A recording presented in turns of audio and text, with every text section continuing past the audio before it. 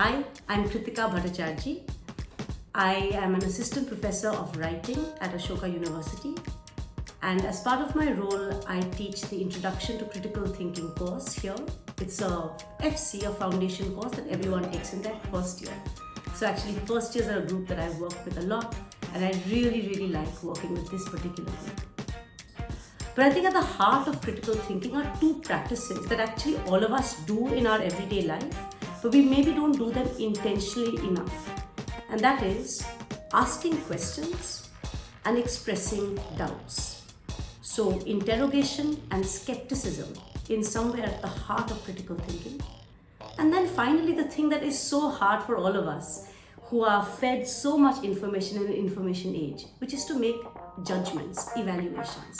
So for me, questioning, skepticism, and eventually evaluation are the triad that I feel constitute critical thinking. The course that I'm offering feeds into these three aspects of critical thinking.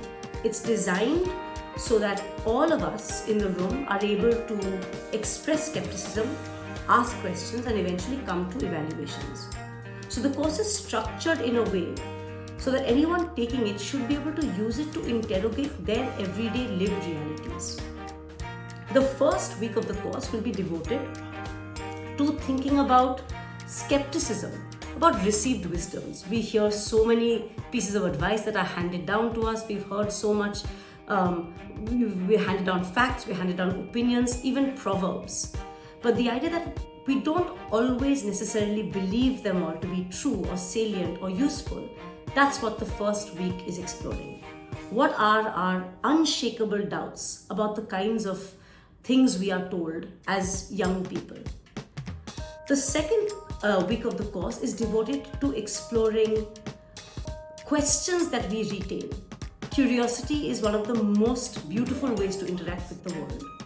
And what are the questions that we have about the world immediately around us that we don't yet have answers to? And the second week allows us to bring some of these questions to light. The third week explores the idea of us not necessarily trusting the explanations we're given to the questions that we've asked.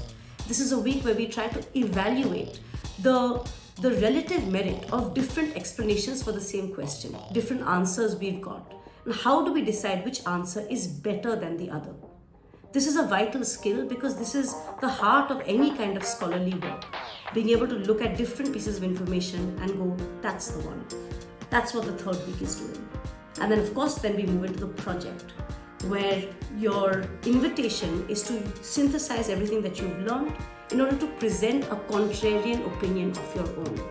So to be able to, we've called it unpopular opinion. What's an unpopular opinion that you are able to state and then justify using the skills that you've learned through the last 3 weeks?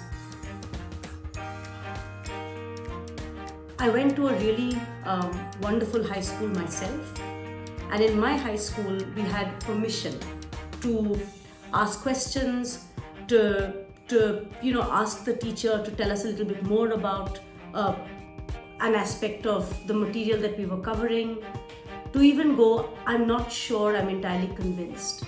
But my high school didn't always train me to really have a position. It didn't necessarily train me to write at length, to structure my thoughts. I think that the Indian high school system can be really wonderful because it exposes you to so much about a subject. But I don't think it is always intuitive what we should do with this knowledge. And so I think that especially if you're a high school student who is trying to figure out what do I do with the things I'm learning? How can I use this in my life? This is the heart of what a course like mine hopes to make you do, to be able to come to opinions, positions collectively and individually through acts of speaking and writing. I think especially if you're underconfident about how you can do this, worried about whether you'll fit into whatever college you decide to go to, a bit nervous about what that transition to college will be like, a course like this might be able to give you some sense of what it means to be a student at university. So I think if as a student you are comfortable with this kind of versatility, with what you might even call code switching, if you are curious to see how very simple practices can alter your relationship to the world around you, and if you're comfortable in that sense, being a bit skeptical, if you feel like you want to ask certain kinds of questions, and if you're comfortable with hearing contrary answers, if this describes you, I like to think that this course can be of value to you, no matter what you end up studying in the future. So I hope I've been able to give you a full and fair account of what this course is like, and I hope to be able to welcome you into this class.